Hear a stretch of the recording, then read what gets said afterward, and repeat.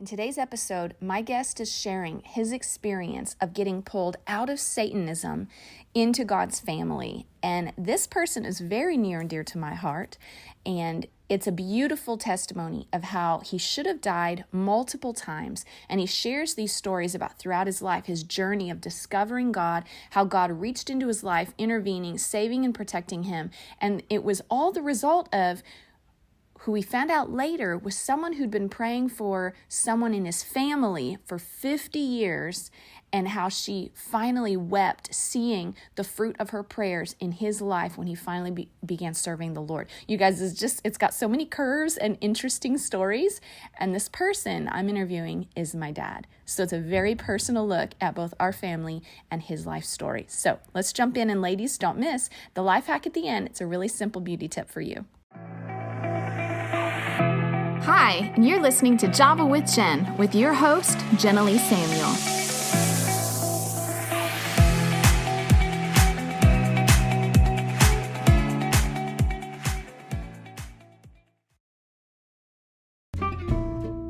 Oh my gosh, before we dive into the episode, I had to make sure to share this exciting news with you that Java with Jen officially has a merch line and a coffee line. Holla! You can go grab a snuggly sweatshirt, a trendy graphic tee, and a super cool coffee mug to go with your delicious, organic, and naturally sourced coffee from Didomy Coffee, who have so generously partnered with me for our coffee line.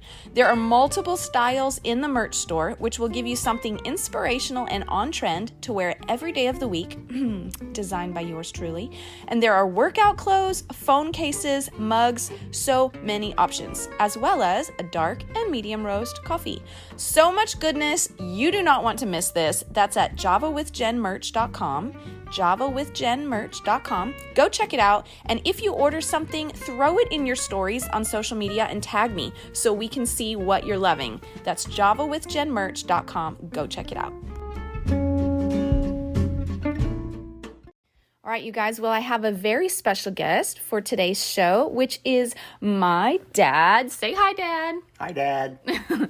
And I wanted to have him come on because my son had asked how he came to know Jesus. He knew a little bit about my dad's history, just enough to be curious. And as my dad shared his testimony earlier, I was like, this is actually a really powerful testimony and really relevant. Last week, we talked about how to teach your kids about spiritual warfare and the demonic realm and stuff like that, which is kind of heavy. And I know a lot of people aren't used to talking about those kinds of things, but it's real. It's real life. So we're going to talk about it. Anyway, so Dad's testimony and how he came to know the Lord is just really powerful and a really fascinating story. And it also reinforces the power of our prayers. So if you have a loved one that does not know the Lord that you've been praying for, I think his story will really encourage you in the power of continuing to pray for that person. So anyways, Dad, I don't want to take too long, but why don't you introduce yourself and go ahead and share your story with us. Well, my name is Alan Lott. First off, I'd like to say that God has a plan for everybody, whether we know him or not. It's just probably easier for the plan to come about if we do know him. Yeah. I found out when I was maybe 13 or something. I wasn't expected to live when I was born. Now, the reason he wasn't expected to live was because his arms were crossed over the top of his head in the womb, and it created a major crater in his skull. His arms were crossed over the top of his head, and you could put your hand across the top of his head and touch both sides of his skull without touching his arms. And that's how deeply embedded his arms were into his skull. So they had to restructure his skull after he was born. Anyway, because of that particular situation, the doctors told my mom that I probably wouldn't live, but if I did, I would probably be a vegetable, which just goes to show that doctors can sometimes be wrong, especially if God has a plan. So anyway, we overcame that, but it got me thinking about why am I here? And everybody asks that question, one form or another, at some time in their life. How old were you when you started wondering that? Somewhere between probably 10 and 13. And since we weren't a church-going family, even though my mom had been raised in church, but my dad had an affinity against churches, but we didn't go to church. Occasionally, my best friend would go to church with his family, and they would invite me, and I would go. But my dad was career Navy, so we moved around a lot, and we lived in Guam, and we were out exploring in the jungles one time, and he stopped me just before I walked off a huge cliff. I could tell in the voice when he yelled stop that I'd better stop. And he said to back up, and I backed up, and he said, now look where you were going. And I looked, because I had been looking on the side of the mountain because it was a World War II battle emplacement area. Oh. And so I looked where I should have been looking all along. The full-grown palm trees looked like about a quarter-inch high. It was a scary time. Another time in Guam, too, we were out exploring, and I found... Wait, but you didn't explain. What were you about to walk off of? A cliff. Oh, okay. Oh, I didn't say it was a cliff before. Yeah. Sorry, we got distracted. His phone went off. Yeah. And, it was a cliff, and those little bitty palm trees look like little toy palm trees down there on the beach. Oh, gosh. And stuff, so... I don't know how many feet it might have been, 1,000 feet or something, but... Jeez. Yeah, you definitely I've been afraid of heights ever since. Aww. Actually, I have a healthy respect because God delivered me of the fear of heights. I have a healthy respect for heights now. Anyway, there's numerous times that God has saved my life. But I love hearing how the Lord kept intervening at these different points in your life to keep you alive, even though you didn't know him. Okay, so fast forward then. You've gone through these different things. So you started wondering in junior high, what is my purpose? You have these near-death experiences where God just supernaturally protects your life, even though you may not have recognized that was what was happening in the moment. So then how did you end up coming to the point of making a decision to... Well, I guess you could say I was a bit of an agnostic, and I believe there was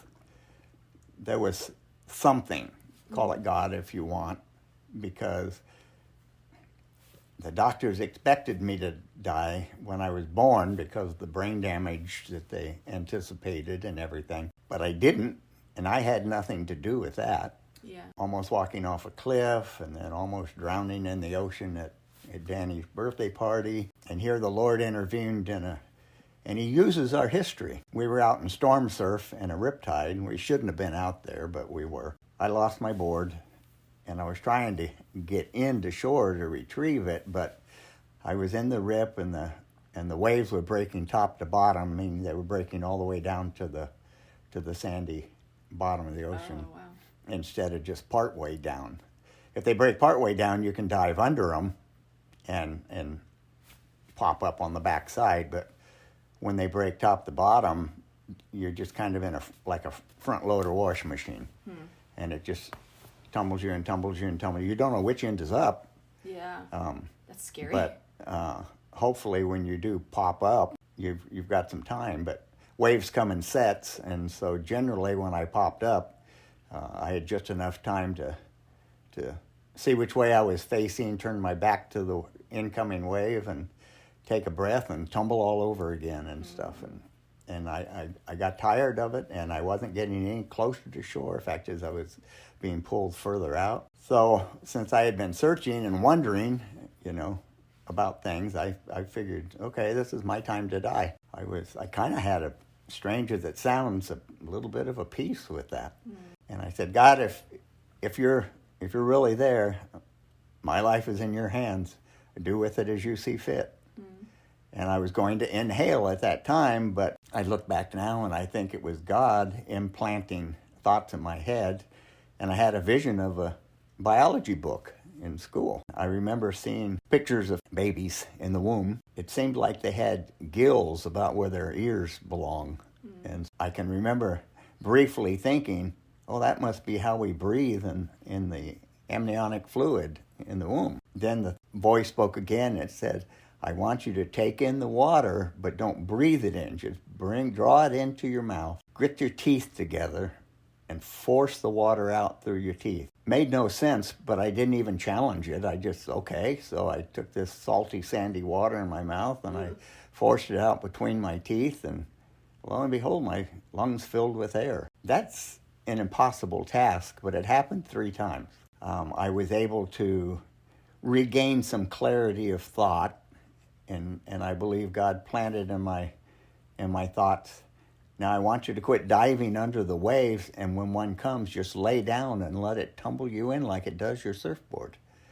And that's how I finally got to shore, was just being tumbled that way. And I had more time to get breath once the wave passed me or died down before the next one came. And I eventually got in where I could stand up, and my friend's mom, who was a lifeguard, thinking I was waving to say I was okay when I was waving and screaming help. And she shoved my surfboard to me, and I got on it and got to shore. And when I stood up, my thigh muscles just crawled right up my legs and massive cramps in my upper thighs. And if that had happened out there in the water, I wouldn't be talking to you now. Yeah, no kidding. But, and it hurt. No kidding. But I still didn't equate things with God right then. And, you know, life went on, and things happened. And I even sat on a tree stump with a loaded gun in my hand, toying with the idea. I think God intervened then and said, well, your mom will be really sad. and besides, who does it hurt besides your mom and your dad? It wouldn't hurt me because I'd be gone.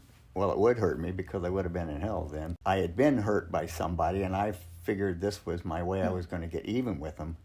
And the Lord just showed me there in a few seconds that that's kind of stupid. Yeah.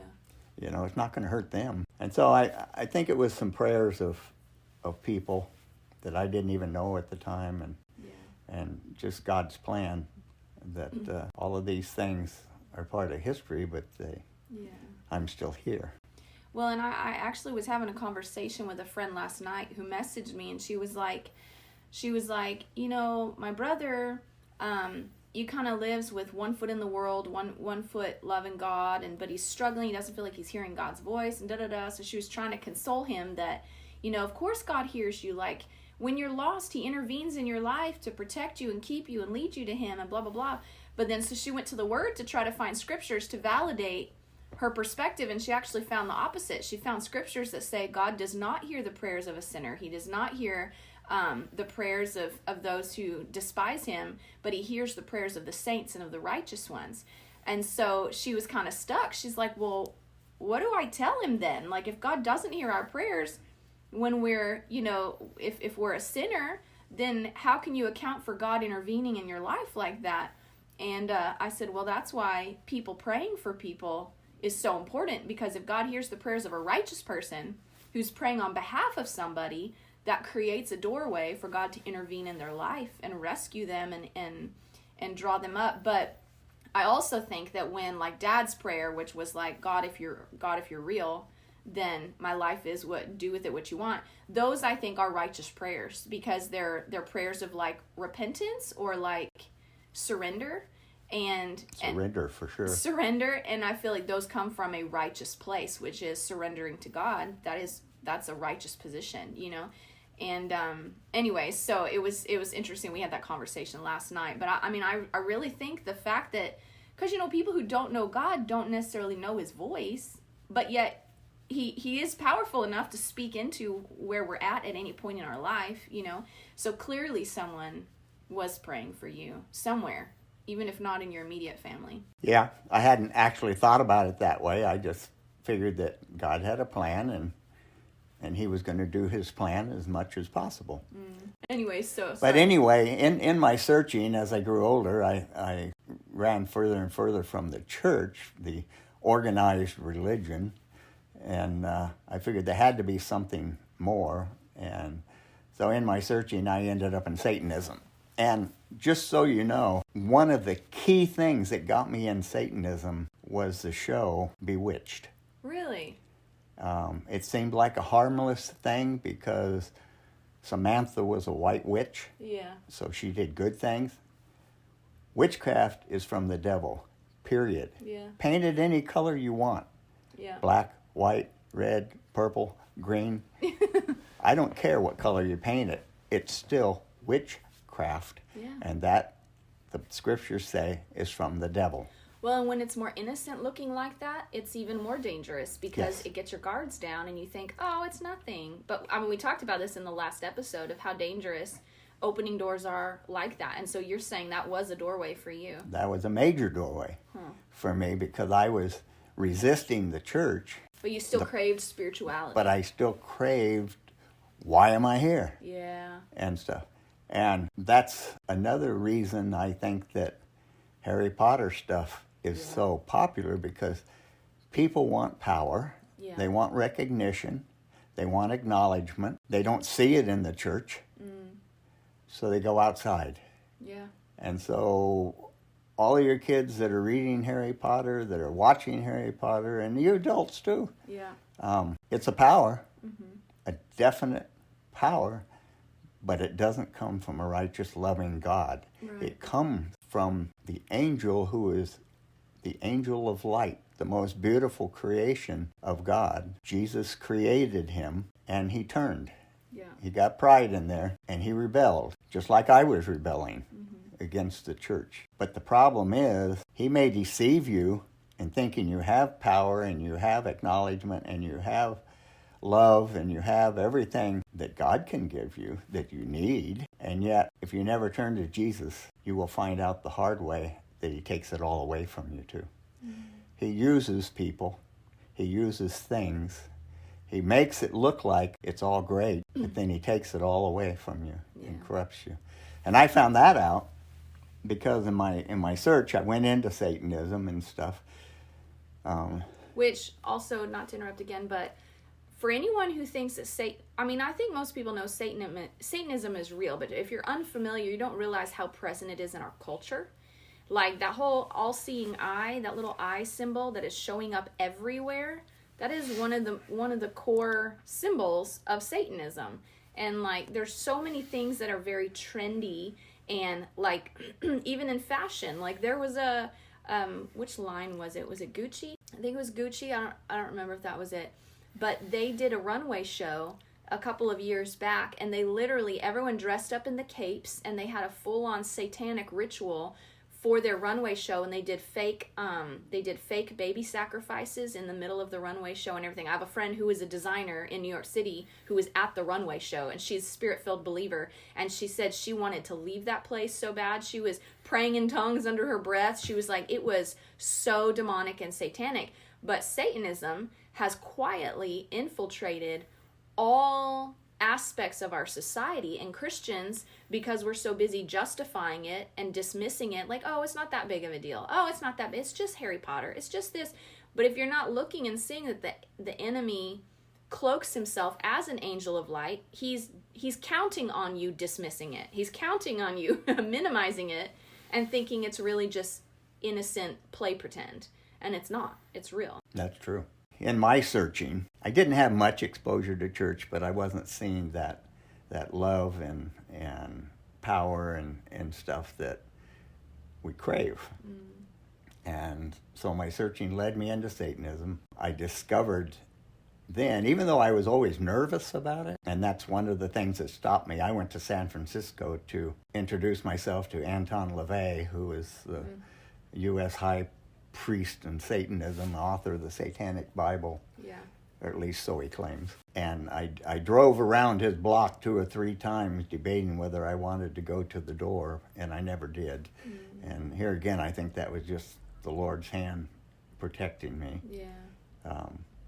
But I still went into Satanism and stuff, had a huge library on all kinds of stuff, Ouija boards.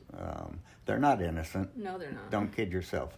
And they sell hundreds of thousands of them, or at least they used to at Christmas time. I mean, there's lots of kid games like light as a feather, stiff as a board. We did that as kids, and I remember feeling demonic presences come into the room. Me and Sarah stopped. We were like, no, we gotta stop. This is not okay. Good. I haven't even heard of that one. Oh, yeah, I'll have to tell you about it. But there are just so many. All of this New Age stuff is satanically inspired. Has a great cover on it, but you can't judge a book by its cover. So anyway, I got into Satanism, and my wife, before kids, and I were living in San Jose, California, and I had a room that was my room. She had a room that was hers, and then we had ours. And I went to mine one time and put a pentagram on the floor and had the candles burning and all that kind of stuff, because I was going to do a ritual to conjure up a demonic mentor. I didn't know it was a demonic mentor. I just knew it as a spiritual mentor. In the middle of that, I felt a presence getting more malevolent all the time. Like hostile. Very, and becoming more real all the time as I went through the recitation of the spell and stuff. And at one point, here again, I look back on it and believe that God intervened and said, you need to stop now. You go beyond this point, there's no turning back. There was the presence actually of the feeling of two presences. One that was a minor presence that I had felt ever since I'd started the enchanting, and maybe even a few times before that. And then there was a presence of a far more powerful one. The amount of anger that I felt being directed towards me was very scary. So much so that when I got to that one point where I felt like there was no turning back if I go beyond, I stopped what I was doing. I thought about just walking out of the room, but knew that you don't just walk out of the middle of a ritual. You have to close it off. I didn't know anything about the Bible except that they all had black covers, which shows how little I knew. Yeah. But because of some exposure in Scouts, because of my best friend's family, and somewhere I had learned the Lord's Prayer. And so right in the middle of the satanic ritual, I stopped and started reciting the Lord's Prayer. And if you'll forgive the expression, all hell broke loose. It was like a tornado within that pentagram on the floor. Not a physical, but a spiritual, just a frenzy. And the powerful spirit was becoming more and more manifest, if you will. And I became fearful for my life, actually. Something was blocking my memory of the Lord's Prayer, so I would keep starting it over and over again. And sometimes all I could remember was Our Father who art in heaven, and I couldn't remember anymore. Help! Yeah, really. And I don't know how long. It seemed like it went on for an eternity.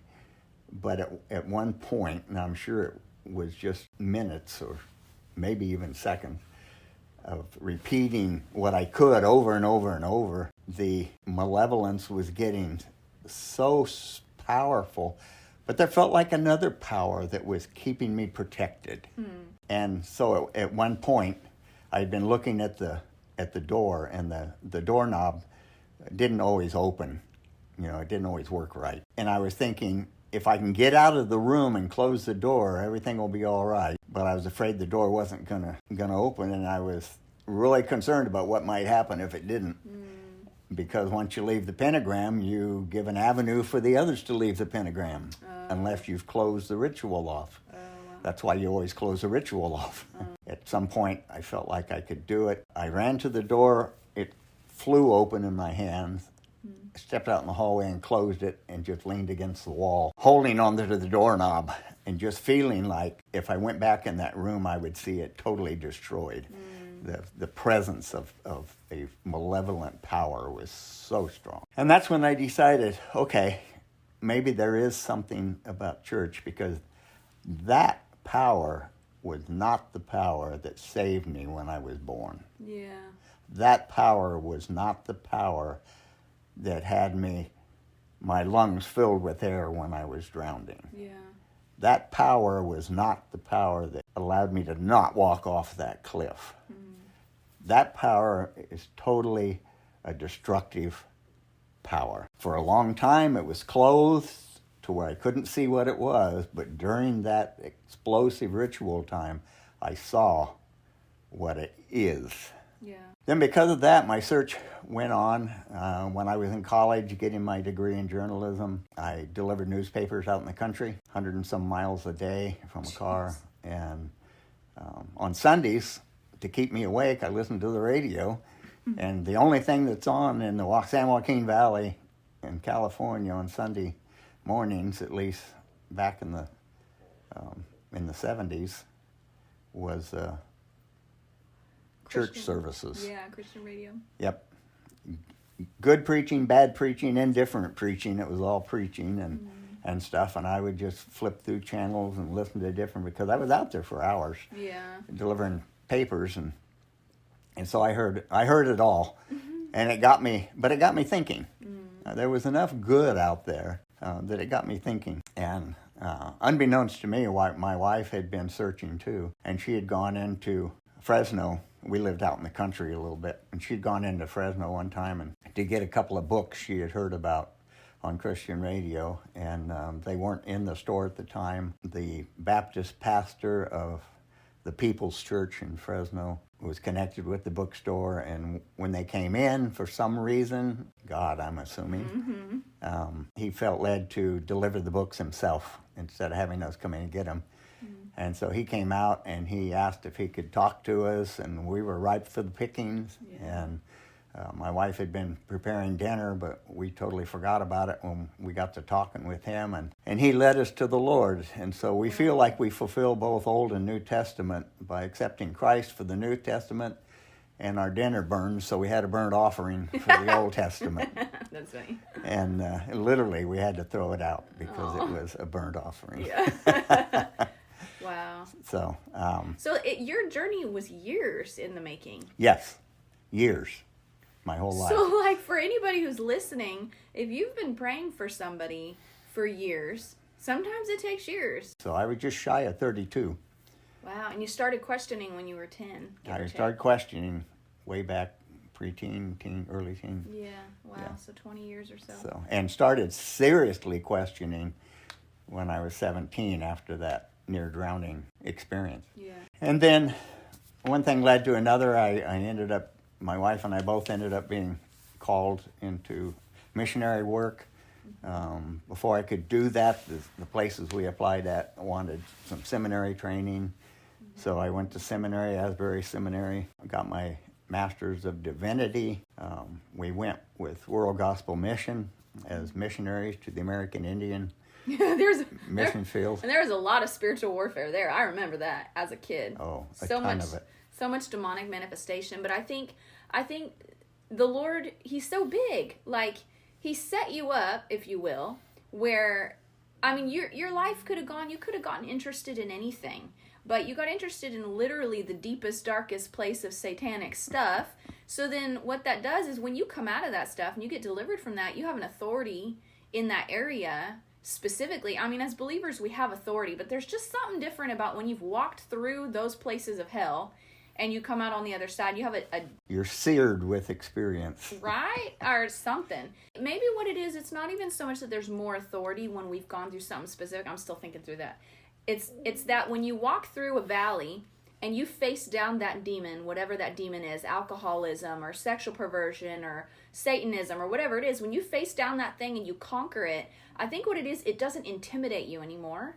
And you have no fear in the face of that thing, but instead boldness and a determination to destroy it. And just the fact that we're not limited by the fear of that thing anymore is what causes us to walk in more authority against it. I mean, like, there's a holy fear, like a wisdom fear. Like, don't get caught up with that thing again. Right. You know what I mean? But a fear that comes from, I know the lies you tell, and you're not going to pull one over on me. You know what I mean? Like, a determination to destroy it. We deviate a little bit here. While I was on deputation... Deputation is when you go to raise money to be a missionary on the field. Yes.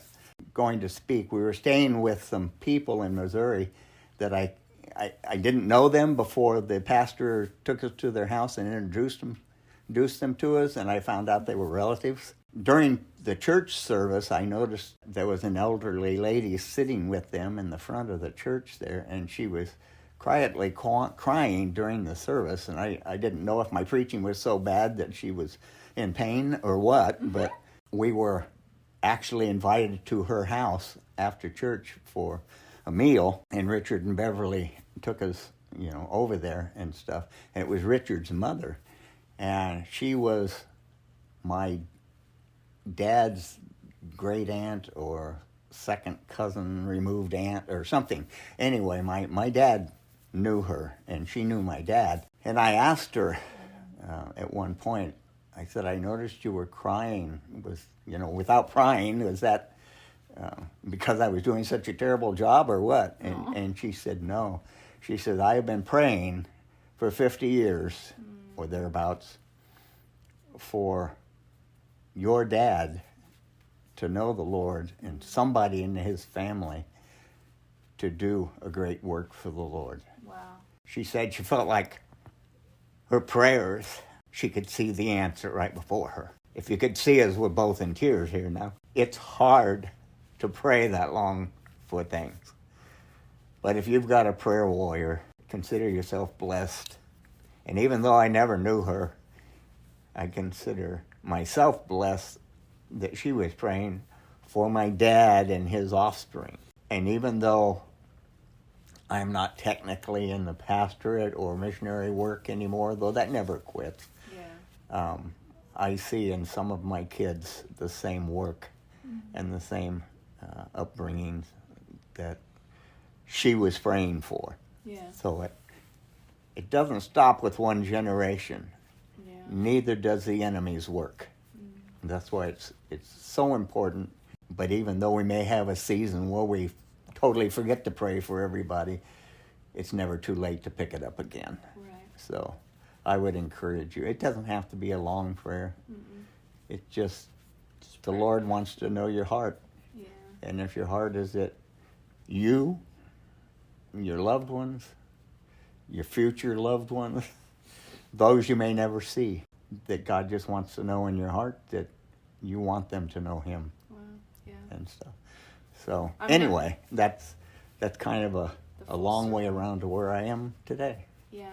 Well, and I'm even as like I was kind of in tears too as you shared that, because I'm thinking she's probably gone on to be with the Lord by now. I'm sure.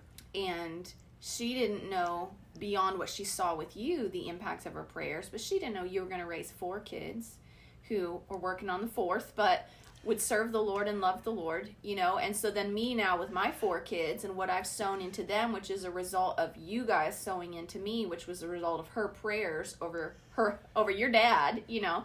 And then whatever my 4 kids, generations removed. Yeah, like all these generations that come, like those prayers of 50 years, she wasn't just praying for one person, even though she was only praying for one person, like her prayers will impact multitudes, because me and Stephen have received prophetic words that Prophet Phil, he said, I see in heaven all the people that were touched by your life in your lifetime. He said, I see multitudes of people.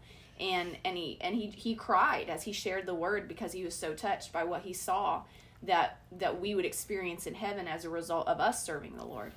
And she'll get credit for all of that, which is just so beautiful. So I just love the full circle. I love the testimony of Jesus, how what we don't realize is when we pray, your words carry a frequency into nature, into the spirit realm, into the earth, and that frequency never actually stops. Your prayers are continually before the Father. You may pray once, and that prayer continues to echo through eternity. It's not like our prayers lose power over time. When your prayer is released from your mouth, it continues to go before the Father until that thing is fulfilled.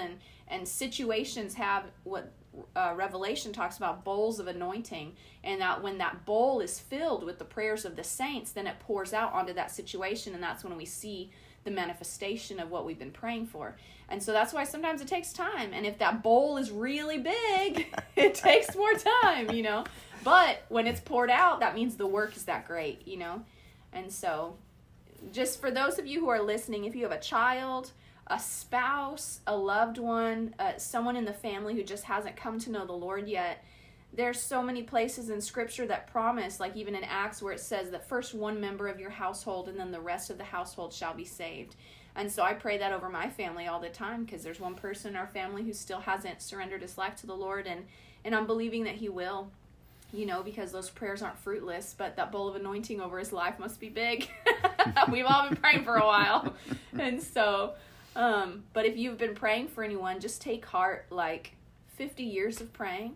I had heard also, I had read, Rick Joyner wrote in this book, The Final Quest, and he shared when the Lord took him to heven, and he was seeing about the last days, and when he got to heaven, he was surprised by all the people that he saw that he recognized, profound ministers and influential, ministers who had all these big ministries, but he found that they were like way far back from the throne. They weren't way up next to the Father, but the people that were the closest to the Father, he said, were wives and mothers and grandmothers and parents who had prayed faithfully, quietly, invisibly in their prayer closets for their children, for their grandchildren, for their spouses, and that they were the ones that had such great spiritual investment built up in heaven because of their faithfulness to pray.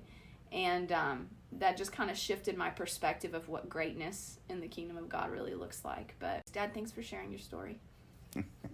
I want to thank you for forcing me to do this. Uh-huh. No. I did kind of have to convince him. Because it really reinforces lots of needs. They need to be less self-centered. They need to be praying for others regularly to get closer to God. It's good stuff.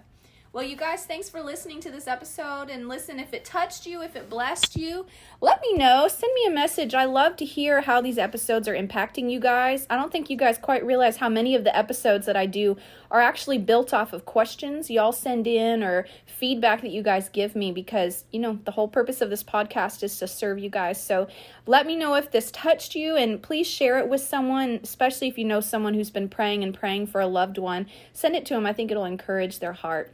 So thanks for listening, you guys. Don't forget, come follow me on Instagram at Java with Jen. That's where I do a lot of behind the scenes and ask a lot of questions, and I love to hear from you guys there. Also, go stop by the merch store at javawithjenmerch.com, where you can get some swag and some fun merch. And there's also lots of fun stuff I throw up on there that's not necessarily Java with Jen branded, but it's just cool and inspirational graphic tees and whatever that are fun to wear for your everyday streetwear. So you guys, I love you. Stay tuned. We've got a life hack coming up next.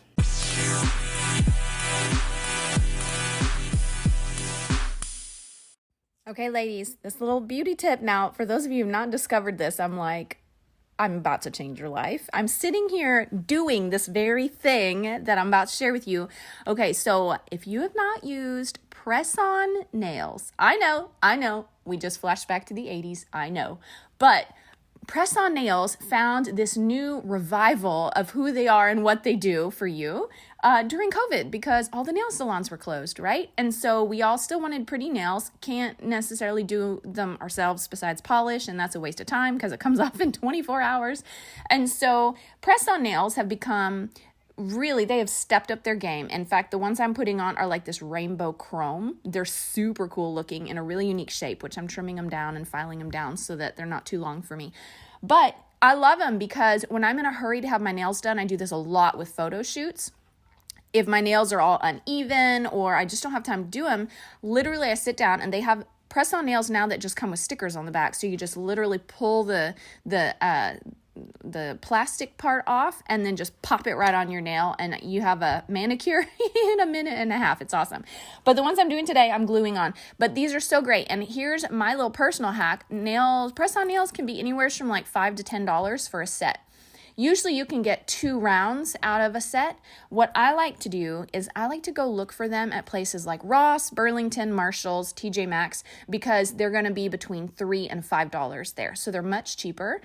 Or you can go on Amazon and you can get whole sets of them, like lots of them for, 5 boxes, 5 sets for like $10 or even less. So they come in solid colors. They come little decorated things. They have like accent nails or plain solid, different shapes, different sizes. You can get long ones, short ones, medium ones, whatever. So this is a great way to up your manicure game. Real simple. When you're in a hurry, you need something. And what I do is I just carry super glue with me, because nail glue and super glue are basically the same thing. And I just put a tiny drop on the back of the nail and stick it on if it ever pops off anywhere that I'm at, which doesn't happen a lot. Usually I can get a full week out of them if I prep my nails correctly. So that's your life hack, ladies. I know. I just gave away that I'm an 80s child, but they have definitely experienced a renewal, and they're actually trending, this whole press-on nail thing. If you don't like plastic press-ons, you can always do nail wraps, which is it's like a sticker that goes on your nail, and there's a certain way to apply it, but you can get a good week to a week and a half or 2 weeks out of nail wraps as well. Same concept. It's almost like you're applying dry nail polish to your finger and it's a sticker form. And they have really cool ones. And again, you can find those at Marshall's, TJ Maxx, Ross, places like that. Otherwise, Amazon or just your regular, Target, Walmart. So there's your life hack for a really quick manicure, pedicure experience, especially for those of you moms with young children or a busy lifestyle. So there you have it. There's your life hack for today. Y'all, I hope you liked today's episode. I hope it touched you. And if you don't know Jesus and you want a relationship with Jesus, my dad's story encouraged you, built your faith, contact me, or simply this, the word says that if you confess with your mouth that Jesus is Lord and believe in your heart that God raised him from the dead, you will be saved. And it's that simple. And so I'll just walk you through really simply. If you want to accept Jesus in your heart, you can just pray this. You can just say, Lord, I know I've sinned. I know I'm a sinner and I deserve death, but I ask you to forgive me. I know that Jesus came and died to take my sin, and I ask that you would forgive me and cleanse me and make me new and make me a part of your family. In Jesus' name, I give my life to you. And when you pray that, and you pray it with a heart that means what you're praying, the word is very clear that you become a member of God's family. If you pray that, if you experience salvation as a result of listening to this episode, or if you've been saved recently and you want some guidance on how to grow in your relationship with the Lord, please message me, send me a message on Instagram at Java with Jen, or you can email me at javawithjenpodcast@gmail.com and let me know that that's you. I would love to have a conversation with you. We could set up a phone call, and I would just love to walk with you through that and get you some tools and build a relationship with you to make sure that you're growing and learning. You come into a new family, you need family members, right? So anyways, thanks you guys for listening. If that's you, please reach out and share this episode with anybody that you know. It was just a really fun listen, a fun record for me. Not so fun to edit, but we had a great time. So I'll see you guys next week. Thanks for being such loyal listeners, and come join the fun on Instagram at Java with Jen. Catch you guys later. Thanks so much for tuning in to today's show. For those of you who've rated or shared this podcast on social media, thank you. Reading your comments and reviews always means so much to me. Listen, let's stay connected. Come follow me on Instagram at Java with Jen, where you can follow the latest and say hey. It's a really great way to stay in touch. Many of you have also asked how you can support the show. You can make donations through the Anchor app or on Patreon. Or, of course, by sharing, rating, and reviewing on social media and iTunes as well. Your heartfelt feedback always reminds me why I do this. Also, we have merch coming. Stay tuned, and I'll let you know when it hits the stores.